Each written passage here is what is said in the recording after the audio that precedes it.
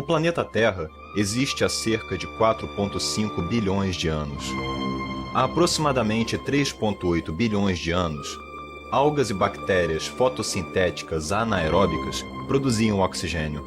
O oxigênio produzido por esses pequenos seres deixou a água e chegou à atmosfera.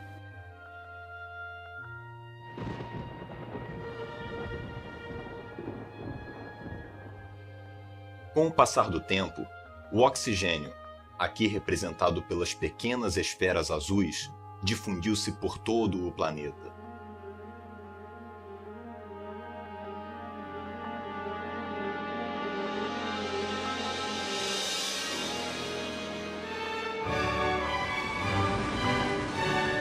Em alguma data que não se pode determinar, surgiram as células eucariotas, ou seja, com um núcleo, uma organela especializada contendo um material genético, o ADN. Estas células não eram capazes de utilizar o oxigênio, eram anaeróbicas.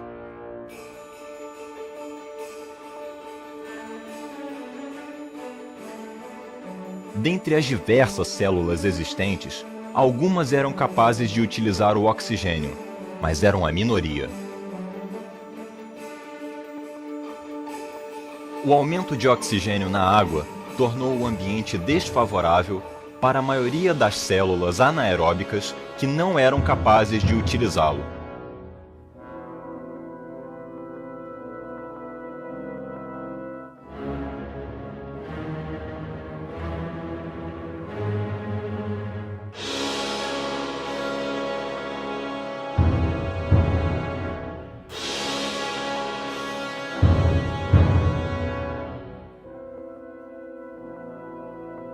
Há evidências sugerindo que num determinado momento, as células que utilizavam oxigênio invadiram as anaeróbicas.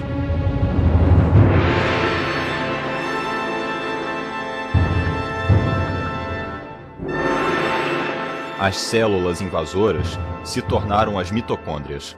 Dessa associação surgiram as células aeróbicas, com pelo menos duas organelas diferenciadas, o núcleo e a mitocôndria.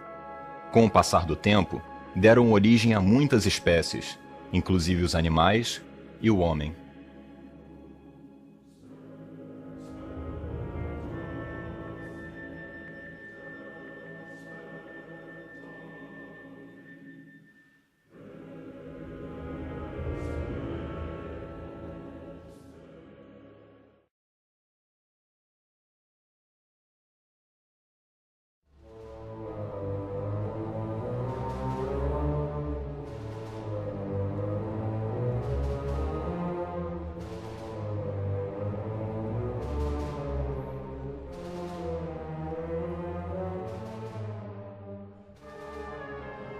Esta é uma célula animal.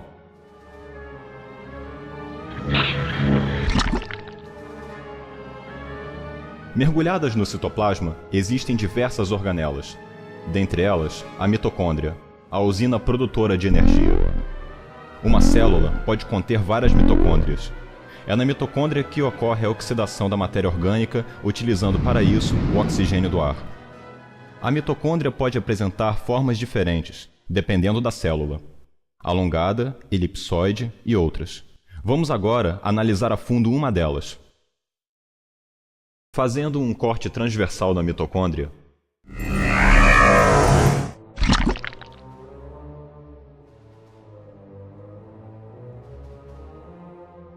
e observando-a no microscópio eletrônico, podemos ver duas membranas, uma externa e outra interna altamente invaginada. Nas invaginações, há pequenas estruturas que se repetem ao longo da membrana. Na periferia, ocorrem outras estruturas que unem as duas membranas, neste esquema representadas em vermelho e marrom. Vamos acompanhar agora a oxidação da glicose na célula. No citosol, a glicose é transformada, dando origem a duas moléculas de ácido pirúvico numa série de reações denominada glicólise. Cada molécula de ácido pirúvico entra na mitocôndria através das estruturas que unem as duas membranas. Nesta etapa, inicia-se a respiração celular dentro da mitocôndria. O ácido pirúvico será degradado reagindo com água. A degradação se processa em diversas etapas, nas quais o oxigênio da água será utilizado na formação de gás carbônico, disponibilizando 10 átomos de hidrogênio provenientes da água e do ácido pirúvico. Durante este processo, há liberação de energia. O hidrogênio e a maior parte da energia liberada serão utilizados para reduzir 4 moléculas de nicotinamida, adenina, dinucleotídeo ou NAD, e uma de flavina, adenina, dinucleotídeo ou FAD. A energia restante será utilizada para sintetizar uma molécula de GTP a partir de GDP e fosfato inorgânico. Na primeira etapa da degradação, o ácido pirúvico reage com a acetilcoenzima, gerando a primeira molécula de NADH e de gás carbônico. Em seguida, o radical acetil da acetilcoenzima A será degradado em uma sequência cíclica de reações denominada ciclo de Krebs, ou dos ácidos tricarboxílicos. Nesta sequência, as moléculas de água serão utilizadas para reduzir 3 moléculas de NAD e uma de FAD. Além disso, é neste ciclo que é sintetizada a molécula de GTP e 2 moléculas de gás carbônico são produzidas. A energia do potencial redutor do NADH e FADH será agora convertida em energia eletroquímica, armazenada no gradiente de prótons formada através da membrana interna. Essa transformação é feita pelos citocromos, proteínas embebidas na membrana interna, aqui representadas em detalhe.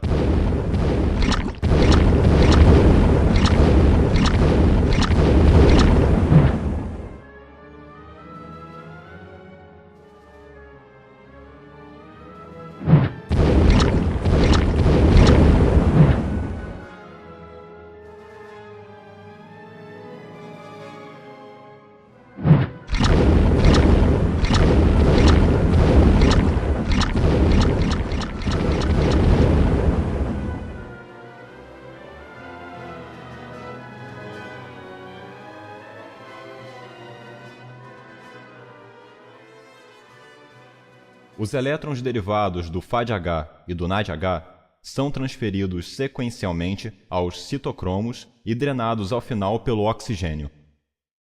Os prótons são representados por pequenas esferas amarelas e o oxigênio pelas azuis. Durante a transferência de elétrons entre os citocromos, prótons são bombeados do interior da mitocôndria para o espaço entre as membranas. Os elétrons da molécula de NADH percorrem 3 complexos de citocromos antes de reduzir o oxigênio, formando água. Os elétrons de FADH percorrem apenas 2 complexos antes de reduzir o oxigênio. O gradiente de prótons força o retorno destes ao interior da mitocôndria. Os prótons retornam através de um outro complexo proteico, a ATP sintase. Durante o retorno, a energia derivada do gradiente de prótons é transformada em energia química utilizada para sintetizar ATP a partir de ADP e fosfato inorgânico.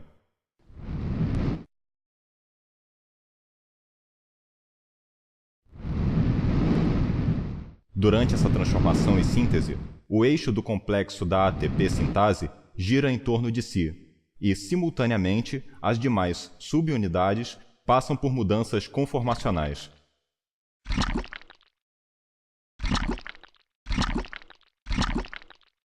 A energia derivada da oxidação de NADH gera 3 ATPs, o FADH somente 2.